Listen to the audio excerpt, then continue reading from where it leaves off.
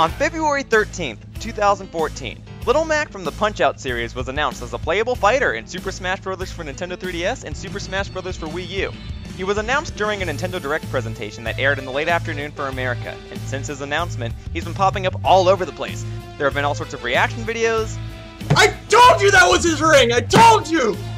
Discussion videos. Super Smash Bros. In its latest addition to the roster, Little Mac from Punch-Out, or Mike Tyson's Punch-Out, that's where I come from. Fan tributes.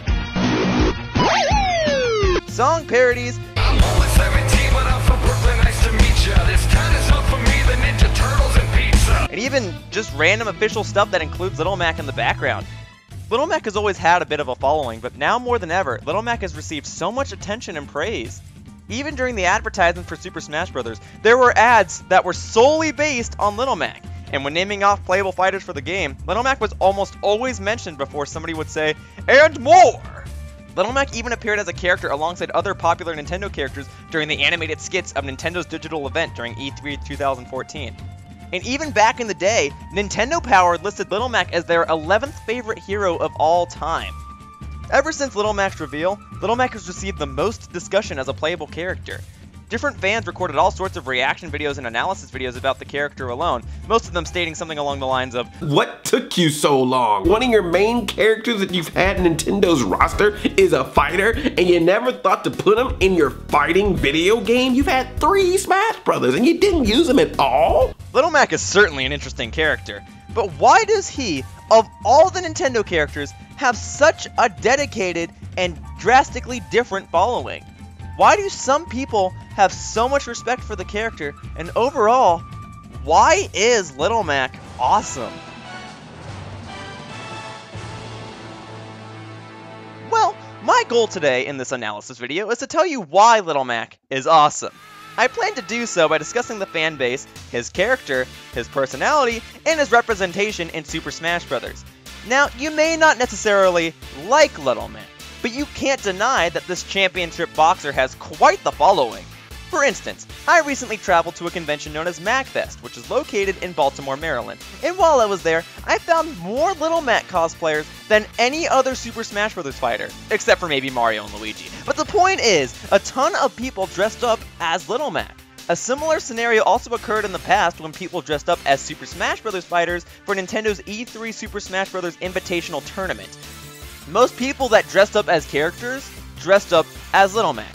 Now, naturally, one might think that most people dressed up as Little Mac because it's easy to dress up as him. Just put on a black tank top, green shorts, and green boxing gloves. But maybe that's one of the reasons that so many people like him. Little Mac is relatable, identifiable. In Super Smash Bros., there are various characters that originate from fantasy worlds and worlds outside of our own. In Super Smash Bros., there are rats that can shoot electricity, giant turtles that can breathe fire, robots that can shoot lasers, yellow ghost eaters that can generate fruit. You get the idea. There are a lot of creative, yet bizarre, Super Smash Bros. Characters. Even the characters that are human often have an advantage because they use a sword, or they can cast spells, or they can control fire. But not Little Mac. Little Mac goes into every fight with his bare hands, which are taped and then stuffed into boxing gloves. But bear in mind, boxers don't wear boxing gloves to make their punches weaker.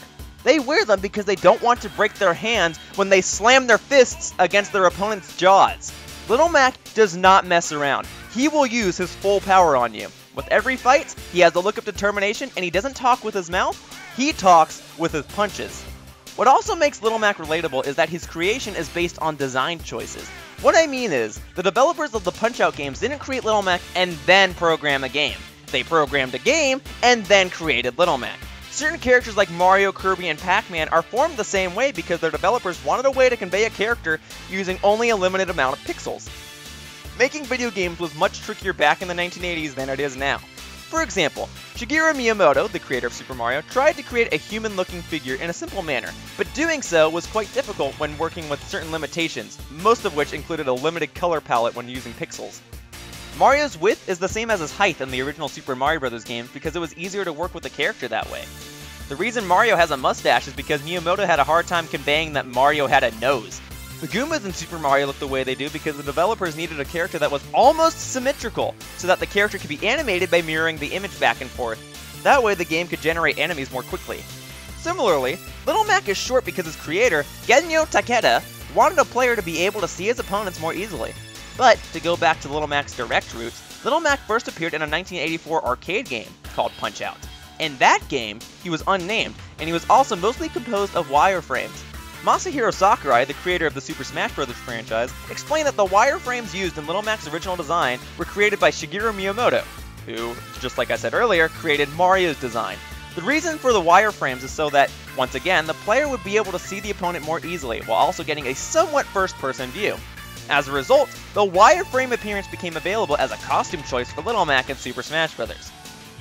In later games, the wireframe mechanic didn't work so well, so in order for the opponents to be seen clearly, the developers decided to shrink down Little Mac's height, and due to his short height, the name Little Mac was given to him.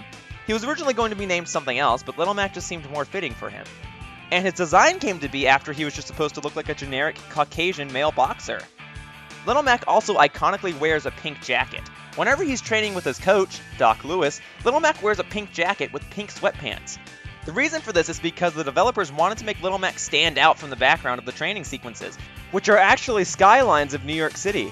Considering that the colors used for these skylines mainly consisted of blues, grays, and greens, the color pink had the best effect of popping out and feeling natural.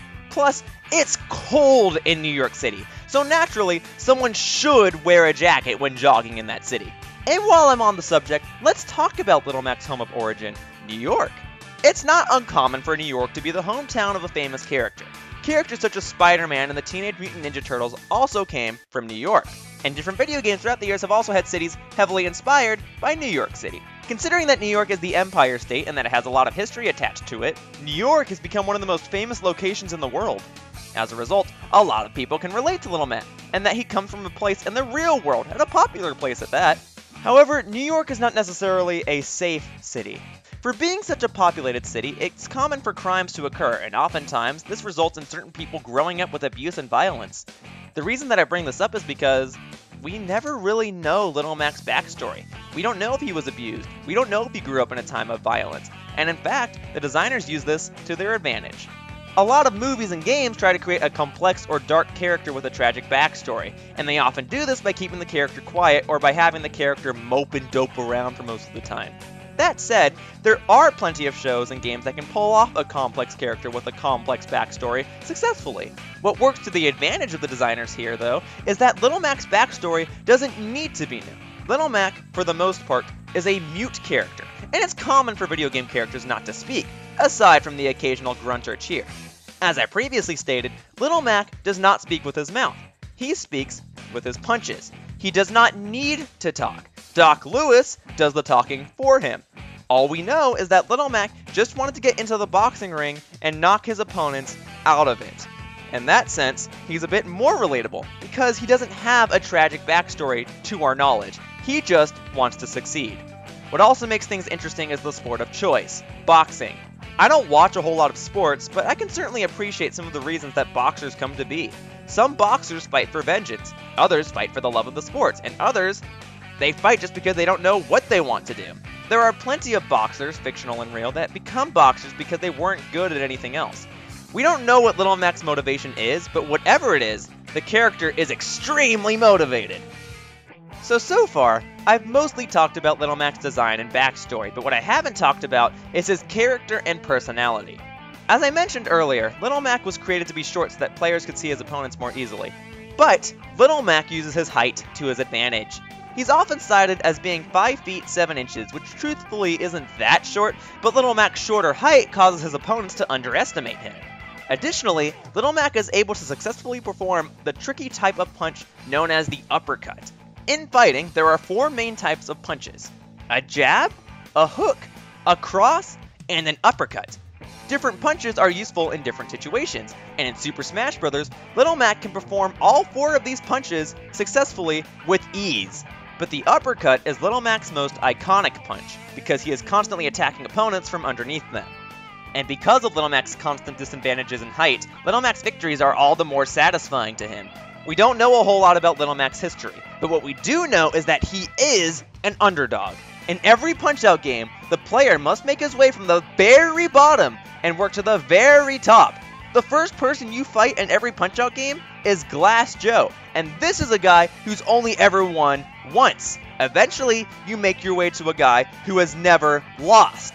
Little Mac needed assistance, and so he seeks the assistance of Doc Lewis, who is a retired and comedic championship boxer. Doc Lewis trains Little Mac to his limits, and he constantly makes Little Mac surpass his limits. And Doc Lewis knows when to be serious with Little Mac and when to mess around. Truth be told, Doc Lewis is a great coach. He knows how to lighten up a situation, but he also knows how to make Little Mac work harder than ever before. He knows how to work somebody to exhaustion without overdoing it, and he knows that Little Mac wants to be the champion, and he knows that Little Mac can do it. And because Little Mac is an underdog, he is once again relatable. Most iconic video games have you rescue a princess or save a planet, and most of the characters that do so are big, massive characters with superpowers, or something along the lines of that, but not Punch-Outs. The Punch-Out games were meant to be a standard, fun, and classic series of video games with simple mechanics. But within it, the creators also told a simple story of someone's dream coming true. His dream isn't too ridiculous. He wants to become the champion of the boxing ring. And as the player, you're the one that's helping Little Mac accomplish his dream. However, accomplishing this dream is not an easy task. What makes Punch-Out such an interesting franchise is its progression of difficulty. You start off by taking on Glass Joe, like I mentioned earlier. Surprisingly, Shigeru Miyamoto is the creator of Glass Joe. Shigeru Miyamoto wanted to create a character that looked scrawny and easy to defeat as the first opponent in the game. The name, Glass Joe, was also supposed to be a pun on the word Glass Jaw. And for one reason or another, Miyamoto made Glass Joe look like a Frenchman. However, the designers inferred that this was based on a stereotype of France always surrendering. So from there, the designers decided to create a cast of other characters based on stereotypes. But the stereotypes are not meant to downplay any of the characters. Instead, the stereotypes are made to help make the character more identifiable, memorable, and tactical. Boxing itself is a sport based on timing. You can't just go into the boxing ring and start throwing punches. You won't win that way. Powerful and skilled boxers may be strong and fast, but they win by knowing where to hit, when to hit, and how to hit. Similarly, Punch-Out is not a game where you just go in and try to rack up combos with a chain of button combinations. It's a game of timing. So, when the player goes up against these stereotyped opponents, the stereotypes are used to somewhat hint at how you dodge and counter your opponents. As a result, the player wins by recognizing patterns, and by waiting for the right time to strike. It's similar to real boxing. Now, of course, real boxing is not this easy, but the ideas behind boxing are definitely implemented into this game series. And if the player loses, the player can try again whenever he or she is ready, also like real boxing. And the game doesn't act mean about it. It doesn't put you down. Instead, it just encourages you to try again. In that sense, the game's trying to motivate you, just like Little Mac's motivated to become the champion. The interesting thing, though, is that Little Mac often expects to lose. Even Doc Lewis, who constantly trains Little Mac, has his doubts on Little Mac. These two always strive to do their best, but sometimes their best isn't good enough. But what makes Little Mac such a great character is that he doesn't give up. Of course, Little Mac knows when enough is enough, which can be seen in the ending of the Punch-Out game for the Wii, and I'll discuss that later. But Little Mac is perhaps the most dedicated, determined, and persistent character that Nintendo has ever had in their collection. Little Mac can lose. Little Mac has lost. And Little Mac will probably continue to lose. And he's okay with that. You'll knock him down an infinite amount of times, and he'll get up an infinite amount of times. There are tons of characters in the media that are conveyed to always win. Even when presented with a challenge, the character will win. Some of the most famous fictional characters ever will always win, but they do so mostly for entertainment purposes. Once in a while, you'll get a story where it seems like a character is about to lose, but the character wins anyway.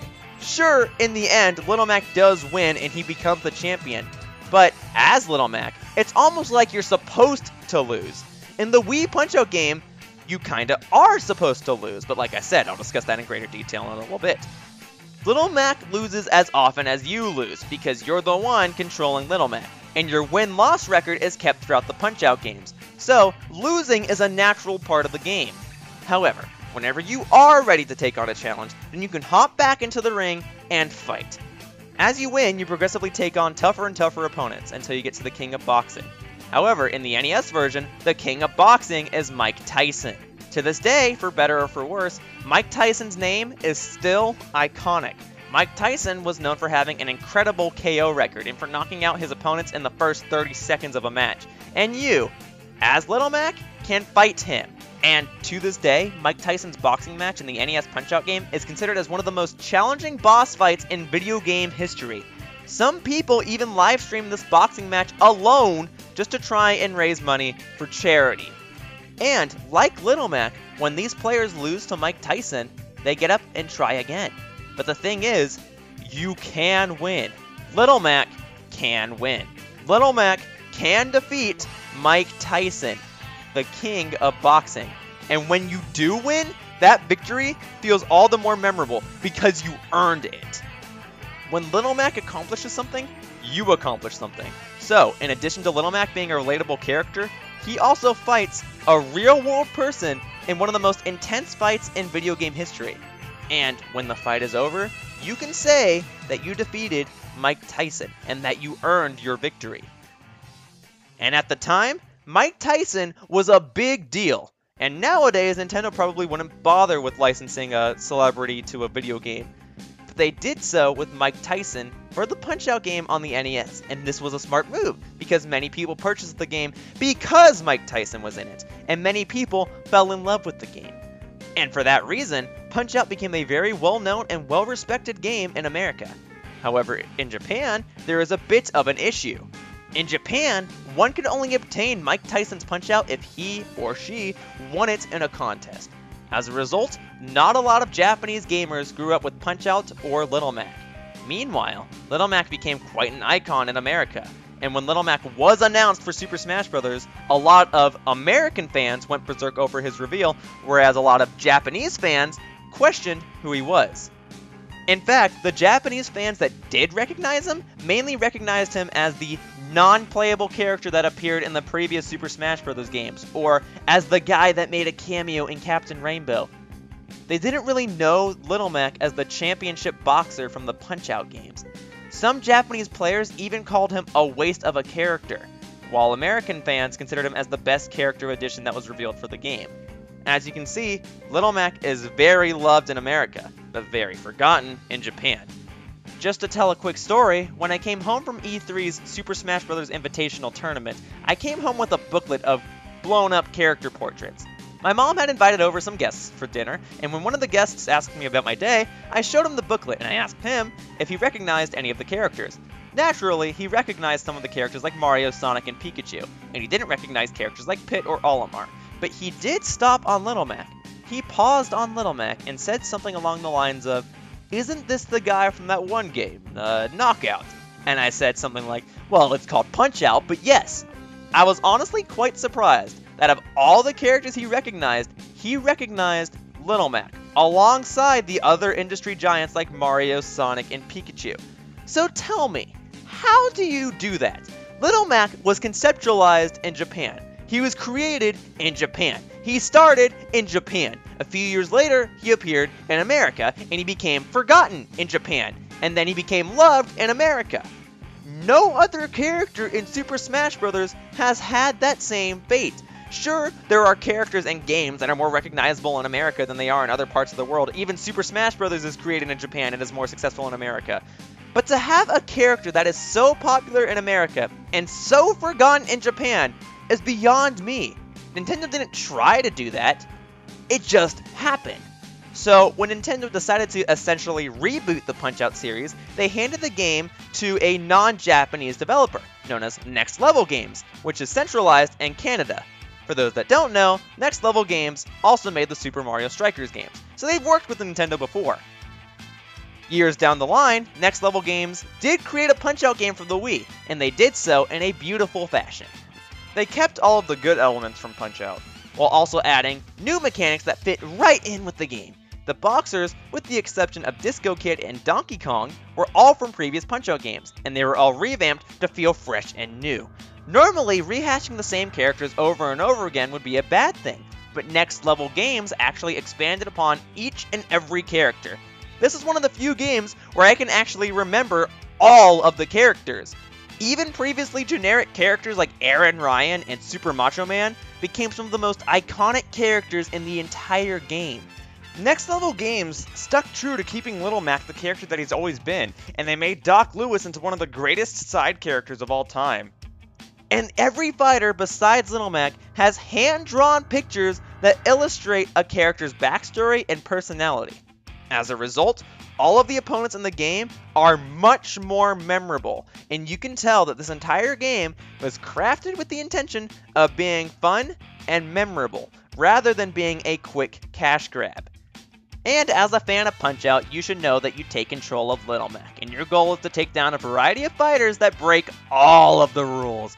Oh, I should probably mention that this entire boxing event is hosted by the WVBA, or the World Video Boxing Association. In the WVBA, anything goes. Heck, Little Mac is 17 years old and stands at 5 feet 7 inches, and he's taking on people that are twice his weight, twice his size, and twice his age. Opponents consist of people that can teleport, punch faster than a train, wear manhole covers, and use horseshoes in their boxing gloves. And Little Mac has to defeat all of them. And as Little Mac makes his way through each of the circuits, his clothing will change color. These color changes are also his costume choices in Super Smash Bros. The colors help represent that you are growing as a fighter, and that you are getting your name out there, and so you get nicer and nicer clothing. But the final opponent in the game, if we're not talking about the optional Donkey Kong fight, is Mr. Sandman. Prior to your battle, Mr. Sandman has never lost. Mr. Sandman does play by the rules, and he will destroy you even if you make the slightest mistake. The hand-drawn pictures that appeared before him show him defeating every other boxer in the game, and Mr. Sandman earned all of his victories fair and square. He acts as an ideal final challenger in any video game because he's not only the champion, but he's done what you're trying to accomplish. And the thing is, Mr. Sandman is a very intimidating opponent, even to the point where Doc Lewis becomes nervous. But Little Mac still keeps his face of determination. Mr. Sandman will even take a beating and will still come at you with full force. But at the same time, even though Mr. Sandman is the most powerful boxer in the game, the fight feels extremely fun. The game manages to give you that anxiety of making sure that you win that title belt and that this could be the end, but at the same time, the game is also telling you, hey, you can beat this guy, and you can have fun with it, so have fun with it. He's a very challenging opponent, and he's rightfully the last boxer in the game, but at the same time, I found that I enjoyed fighting Mr. Sandman more than any of the other goofy, gimmicky fights in the game. But why am I talking so much about Mr. Sandman when this video is supposed to be about Little Mac? Well, here's the thing. There's no gimmicks in Mr. Sandman's fight. You have to beat him fair and square, just like he earned all of his victories fair and square. And you can beat him. And hey, when you do defeat him, you really feel like the champion. You just took down a guy that has never lost in boxing, and he earned all of his victories legitimately, and you just earned your victory legitimately. In comparison to Little Mac, he was twice the size, twice the weight, and almost twice the age. And you, as the underdog Little Mac, defeated him and became the champion. And once Little Mac defeats him, Little Mac will gain the champion's belt. But the game doesn't end once Little Mac becomes the champion. Now, Little Mac must defend his title belt, and he must face off against every fighter again. And this time, every fighter is stronger, smarter, and harder. And each fighter has new hand-drawn pictures that illustrate how they've gotten stronger. This mode is called Title Defense, as you are defending your title belt. And once you complete the title defense mode, the game still isn't over. The game transitions into a phase called Mac's Last Stand. Little Mac decides that his time as a champion should now come to a close, and that once he loses 3 times, he'll give up his belt and he'll retire. Doc Lewis respects Little Mac's decision, and as a result, the game ends when you lose, or when you want it to end. Normally, when players think of a game that ends when you choose for it to end, players think of simulation games. These are usually games like The Sims or Animal Crossing, stuff like that. But people don't usually think of a game like Punch-Out. Punch-Out doesn't end when Little Mac becomes the champion. Punch-Out ends when Little Mac's career ends, or when you're done playing. Now think about that. When the game begins, Little Mac is 17 years old. It's never said how much time passes within the game, but I think it's safe to assume that Little Mac is still fairly young by the time the game comes to a close. This means that, well, Little Mac has accomplished his goals and dreams at a young age. He was the underdog, the short one. He was the guy with the unexplained backstory and the unexplained motives, and he was the one that became the champion. And you were the one that took control of him and helped him do that. And Little Mac often has a look of determination on his face. The only times that he's ever really smiled is when he wins a boxing match or when he feels like he's just accomplished something with Doc Lewis. Take that for what you will, but to me, it just shows how dedicated Little Mac was and is as a boxer. And so, when the game eventually does end, Little Mac retires. The last video in the game shows Doc Lewis at a Little Mac display inside of a museum congratulating Little Mac on all of his hard work. Punch-Out for the Wii was a very well-received game, and it sold very well in America. While its sales had been rather lackluster in Japan and Europe, the game was praised enough to be one of the first Wii games to appear on the Wii U's Virtual Console service. Of all the Wii games to be available for download first on the Wii U, Punch-Out for the Wii was one of the first 3. That should say something. Little Mac gained plenty of popularity once again, both from veteran fans and newcomer fans, and he gained quite a passionate following.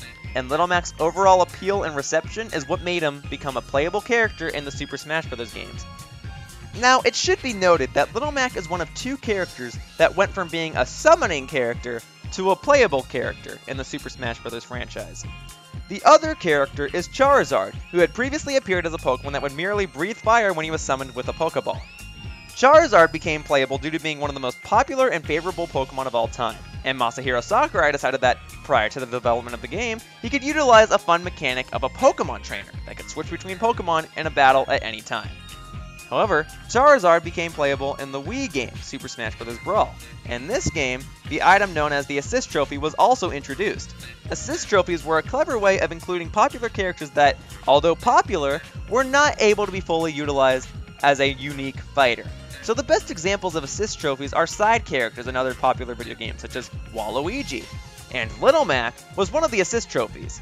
At the time, the Wii Punch-Out game was not released, so that meant that the most recent Punch-Out game at the time was Super Punch-Out for the Super Nintendo Entertainment System, which was released in 1994. And in that game, Little Mac had a drastically different design, so it made sense that Little Mac did not earn a spot as a fighter. He had become irrelevant, and with his poor fanbase in Japan, he didn't have enough going for him at the time. Once Punch-Out was released for the Wii, and once Masahiro Sakurai announced that he'd be working on another Super Smash Bros. Game, Little Mac was a common character request. In fact, when the online website Screw Attack attended a popular fighting game tournament known as Apex, they interviewed competitive Super Smash Bros. Players and asked them what they would want in Super Smash Bros. If they could have anything. The top 5 results were wired GameCube controllers, a competitive following and a sponsorship from Nintendo, and 3 playable characters, which were Ridley, Beautiful Joe, and Little Mac. And of the 3 characters, Little Mac got the most requests. I really want Little Mac. I like Little Mac. The one character that I really want to see is Little Mac. I think his smash moves would be pretty awesome. Little Mac could probably have like some moves similar to his Assist Trophy. I do think that if he was put in the game, they'd probably steal some of the people he fights moves and give them to him. I'd like to see how they do a recovery for a boxer, though. Sakurai will make it work. So, that means that at a popular video game tournament where Super Smash Bros. Is the most popular game, competitive Super Smash Bros. Players, for the most part, wanted Little Mac more than anything else for the game. In fact, of all the newcomers in Super Smash Bros., Little Mac feels like he had to earn his spot. All of the other newcomers feel as though they were just invited into the game, except for maybe Bowser Jr. Bowser Jr. feels like he had to break his way in. I'll discuss this a little more in greater detail in a little bit. But Little Mac feels like he had to earn his way in, and he's the only Assist Trophy to ever become a playable character. And his Super Smash Bros. Reveal trailer truly captures all of his hard work and dedication very well. Little Mac was the 5th newcomer announced for Super Smash Bros. For Nintendo 3DS and Super Smash Bros. For Wii U. Masahiro Sakurai stated various things throughout the development that made fans feel a bit uneasy about the games. Sakurai announced that he wouldn't be including a story mode and that characters weren't his top priority this time around. And prior to 2014, characters were revealed in a very scarce manner. Veteran characters were announced maybe once a month, and after the game's reveal at E3, a newcomer character wasn't shown for another 6 months. Of course, Sakurai was still very generous, because every weekday he would post a new development screenshot, and that would reveal new item stages and tactics and so on and so forth. But Sakurai made things very difficult for speculators. He kept tricking his fans. He would intentionally try to throw people off. He kept tricking his fans and phrasing his words properly so that he would not give away any details. He wanted to make the games as surprising as possible, and at the time, the newcomers that were announced were a bit peculiar. The first newcomer announced was Villager, or the avatar character from Animal Crossing. This makes sense, as Super Smash Bros. Was revealed at E3, and ideally, the smartest character to reveal as a newcomer would be a character that the most people would recognize. Even to this day, the Animal Crossing franchise is extremely popular. That said, the Villager is still a quirky character. He attacks by throwing pots, planting trees, and pocketing items. Most of the Super Smash Bros. Characters are different from one another, but we've never seen a character like this. The second newcomer character was Mega Man, who was a character that isn't even owned by Nintendo, but rather Capcom. Nintendo only recently started using third-party characters in Super Smash Bros., and Mega Man was one of the most requested ones. But people were unsure as to whether or not he would even appear due to his controversial actions with Capcom. But just when the initial reveal trailer for Super Smash Bros. Had ended, another trailer was shown just so that Mega Man could be seen in action. His attacks were creative, but to this day, they're still bizarre. Mega Man emphasizes in shooting and blasting things, rather than punching and kicking things. But many fans wanted Mega Man to be playable, and this would be the way that Mega Man would work. And this is how he does work. The third newcomer announced was Wii Fit Trainer, or the yoga instructor from the Wii Fit games. She was announced as a surprise character after some Nintendo developers showcased a few games before the E3 demos were officially made to be playable. Masahiro Sakurai came onto the stage, into a crowd of people, and showed off this yoga instructor's attacks. The fourth newcomer was announced months later, and she was announced as a surprise character during a Nintendo Direct that aired in December 2013. The trailer was supposed to have a Super Smash Bros. Logo, or a Fire Cross type of thing, and this Fire Cross would appear on all of the later Super Smash Bros. Trailers. But the editors of this Nintendo Direct presentation decided to remove this Fire Cross in order to keep this newcomer a surprise. This time the character revealed, or rather, characters revealed, were Rosalina and Luma, and this duo is from the Super Mario franchise, which had already gained plenty of representation in the Super Smash Bros. Franchise. Furthermore, most people could only ever play as Rosalina in spin-off Mario games like Mario Kart, or you could play as Luma in Mario Tennis Open. And the only time she was playable in a main Mario game was in Super Mario 3D World, which was released 1 month prior to this presentation. However, her popularity and unique fighting style made her a surprising and fun character reveal. However, her popularity and unique fighting style made her out to be a very surprising and fun character reveal. And then 2014 came along, and plenty of veteran characters were shown off, such as King Dedede and Lucario. But in February, Masahiro Sakurai teased that a Nintendo Direct presentation would reveal yet another newcomer Super Smash Bros. Fighter, and this would be the first newcomer announced in 2014. However, previous Nintendo Direct presentations would often play early in the morning for America, and this one played in the afternoon. Generally, I think that it played in the afternoon because they wanted to make it more directed toward an American audience so that they could show off this Super Smash Bros. Fighter. And I'm glad that they did. I'll never forget the day. It was a Thursday, and I was in my second semester of college. I didn't have class that day, and I was planning to do an 8.6-mile walk so that I could walk to the nearest Krispy Kreme and buy some glazed donuts. Wait, who am I kidding? Now's not the time for life stories. You guys came here to watch a Little Mac analysis video, right? So let's analyze Little Mac's announcement trailer in the Nintendo Direct that aired that day. The very first trailer shown in the presentation was a Super Smash Bros. Trailer.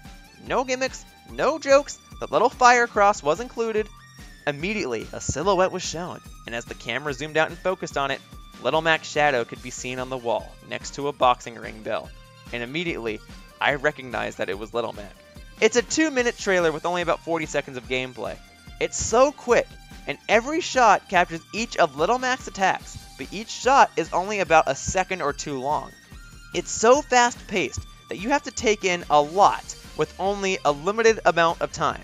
It's honestly my favorite trailer for anything. It's so well made, and I'll explain why momentarily.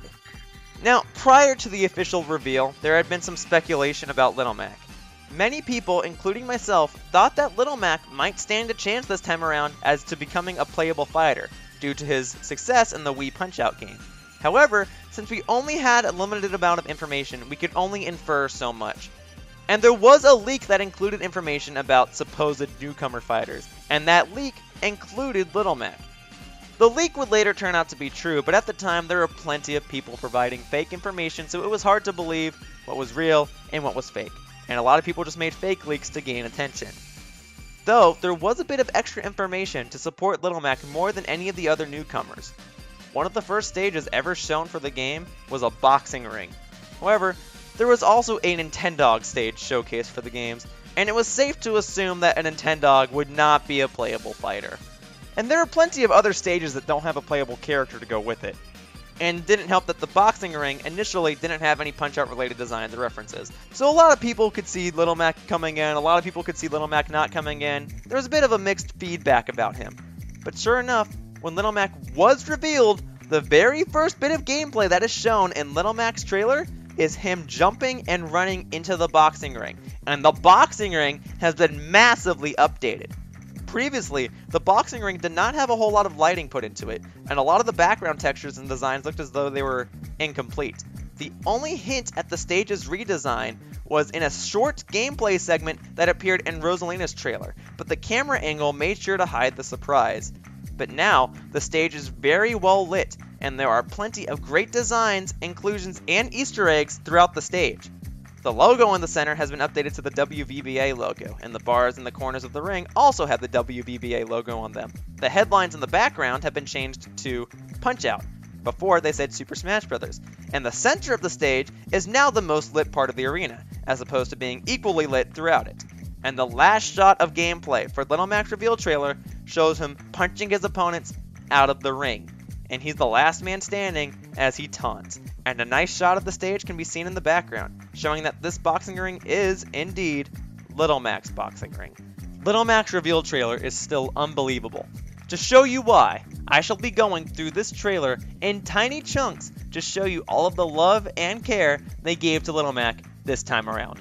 First and foremost, once the trailer begins, you'll immediately notice that the trailer is not in 3D. It's not CGI, it's completely hand-drawn. Every Super Smash Bros. Trailer starts off with some sort of animation to introduce you to a character or something, and then it transitions into gameplay. However, Little Mac was the first of 3 trailers to not feature CG animation. Okay, well the third one I'm referring to still had CG animation, but the point still stands that it was animated by a different company. Instead, Little Mac's trailer is completely hand-drawn, or more so, painted with watercolors. I don't know why Little Mac's trailer was outsourced. I don't know why his has this art style, as the other 2 outsourced trailers, which are Palutena's and Robin's, have a bit more reasoning to them. Palutena's trailer features a Japanese style of animation, because the team that animated the trailer also animated various Kid Icarus Uprising shorts, which featured Palutena. So naturally, that team is used to animating Pit and Palutena.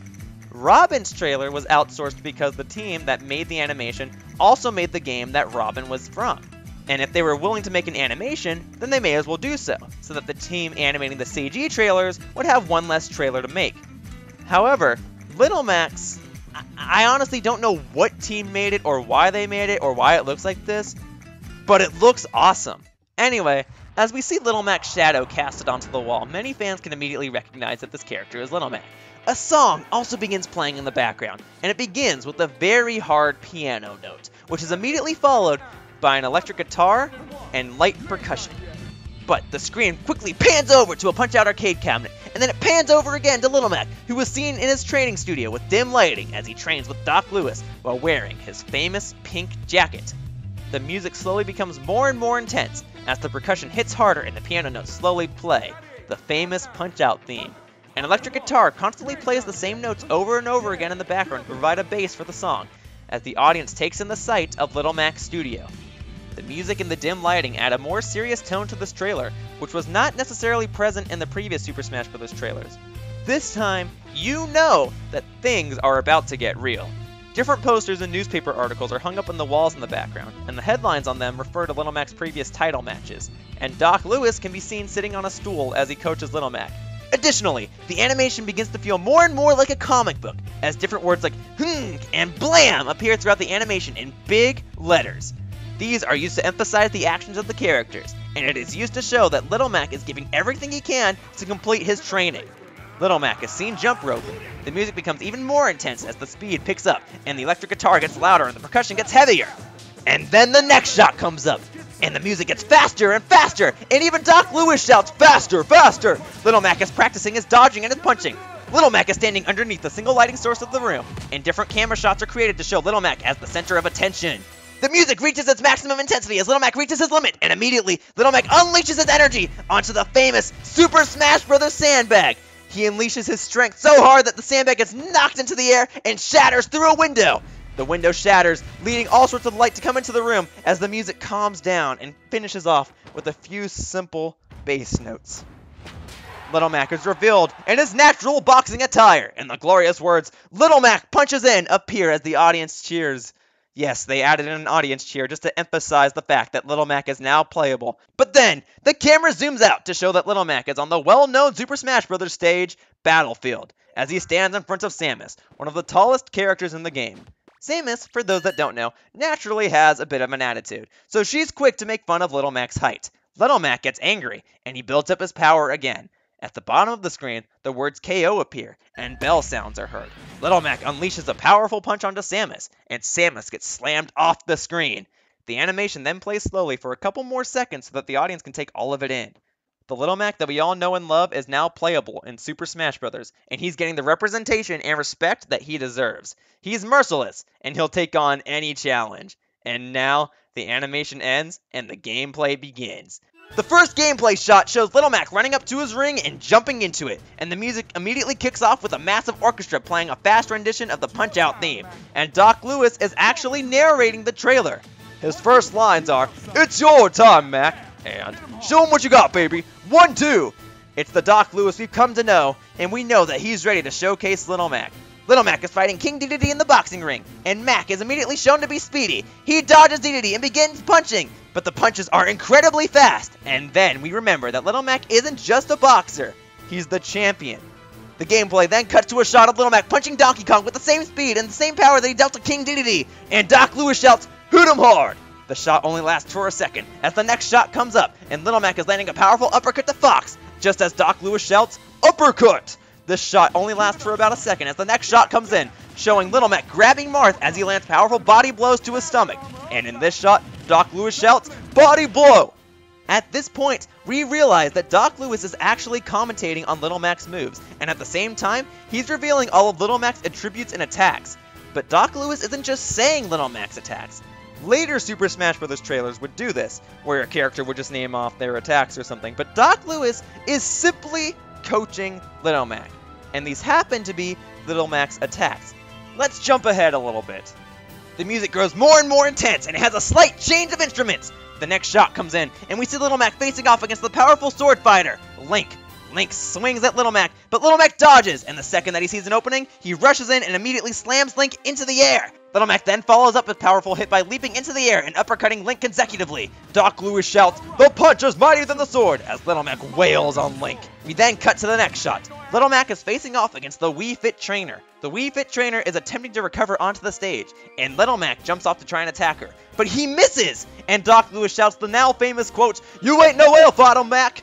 Little Mac realizes that he can't recover, and as a result, he loses the battle, and Wii Fit Trainer peers over the edge. That's right, in his own reveal trailer, Little Mac lost. The only other character that seemed to be losing in his or her reveal trailer was Mega Man, but Mega Man lost before he was properly showcased. Here, we've already seen a lot about Little Mac, and here, we learn about his weakness, the air. Little Mac is unbelievably powerful on the ground, but in the air, he has no experience. So now, we've seen his strengths and his weaknesses, and we see what separates him from the other fighters. And Doc Lewis's comment to the situation is, "Quit fooling around out there! Smash ain't no joke." But immediately after Little Mac's loss, he gets back up and he gets back to smashing!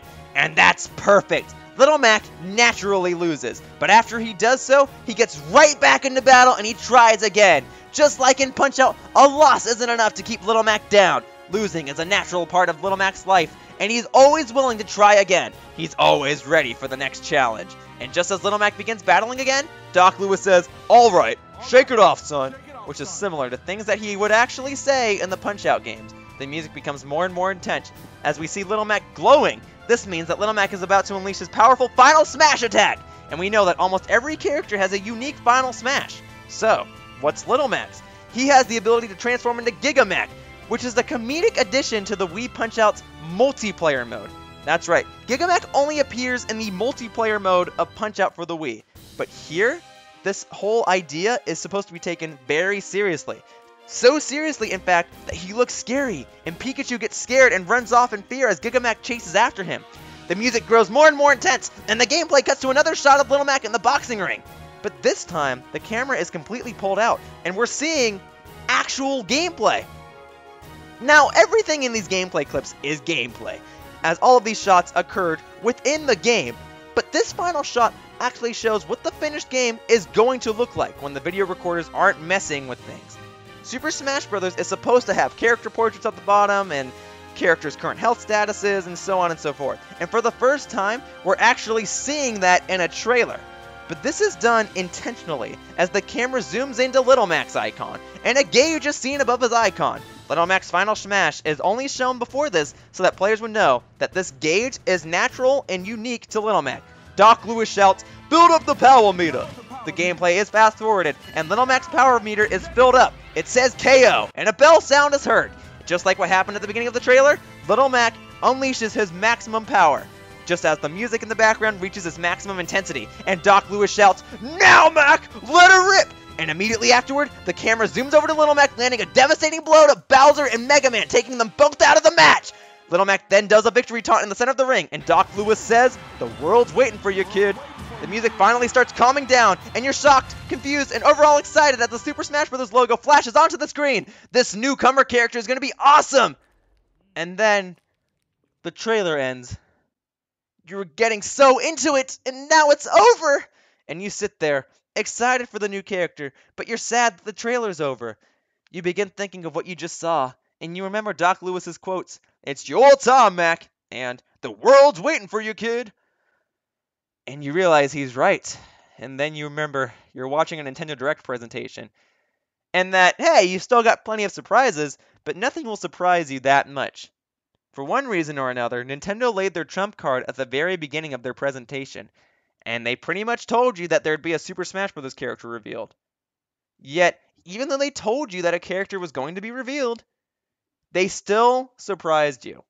And if you look at the trailer on the Super Smash Bros. Website, you realize that the trailer has a very clever title. Previous Super Smash Bros. Trailer titles were fairly generic, such as First Trailer and Mega Man Joins the Battle. Little Mac started the trend of clever titles, and to this day, I still think he has the most clever one. Little Mac's revealed trailer is called Champion of the Ring. A title couldn't be more fitting. And when characters get announced for Super Smash Bros., there's usually a picture that gets embedded onto the top of the Super Smash Bros. Website as the main picture, or the pick of the day. For character announcements, there's usually a simple picture that is used to represent a character. So for Rosalina, she had her hair blowing in the wind. Little Mac was throwing a punch and was shouting as he did so. You can see the force behind his punch, and you can see that he's ready to smash up some new opponents. This picture is so amazing because it not only captures how strong Little Mac is, but it captures what type of character he is in both Super Smash Bros. And Punch-Out. Now, a lot of characters, when they were revealed for Super Smash Bros., were revealed in a sort of happy and go-free fashion. Certain trailers had serious parts in them, but the overall tone was happy. Except for maybe Bowser Jr.'s. But the tone of Little Mac's trailer is rather serious and dark. What works with Little Mac's trailer, though, is that Little Mac is a serious character. He comes from a comedic and entertaining game franchise, but he himself is serious. And Doc Lewis's quotes are meant to be taken seriously, but they're also quite humorous. So, Little Mac's trailer has a wonderful blend of seriousness and humor in it, but it definitely appeals to a different crowd. The other characters in trailers have this feeling of, "Oh, look at me, I'm in Super Smash Bros. Here are all of my moves, here are my skills and whatever, don't I look like fun?" And that's not a bad thing. I mean, the other Super Smash Bros. Trailers are awesome. But Little Mac's more serious tone really sets his trailer and himself to appeal to a different crowd. And I think that Nintendo did that intentionally. They know who loves Little Mac, and they know that those who do love Little Mac really, really adore his character. In fact, it's actually gotten to a point where too many people actually use Little Mac in Super Smash Bros. Regardless of his overuse, people still respect Little Mac. Little Mac still has a very dedicated following, and that might be because he's just a dedicated boxer. So why do people adore Little Mac for that? Why is Little Mac awesome? I think it's because people don't just like Little Mac because he wins. People like Little Mac because he loses and then he wins. When people use Little Mac and win, they feel like they've earned their victories. Little Mac makes people feel successful. He's a guy that we want to see win. He's a guy that started as an underdog and he made his way from the ground up, and he still became the champion of the ring, even when the odds were against him. He's a guy that wasn't made to intentionally be cool, he just ended up being cool. He's a guy that went from being a cameo character in previous Super Smash Bros. Games to a playable character due to his hard work and persistence. He's a guy that knows to use his disadvantages to his advantage. He's a guy whose backstories and motivations are unknown, but whose intentions are respectable. He's a guy that reaches and shatters his limits just so he can take on the next challenge. He's a guy that's simple, yet so complex. He's a guy that doesn't speak with his mouth, but rather with his fighting style. He's a guy that takes on people in hand-to-hand combat as he attempts to grow stronger. And Little Mac is a human that tried to accomplish a dream, and he did it. And I think we can all relate to Little Mac. That's why Little Mac is awesome.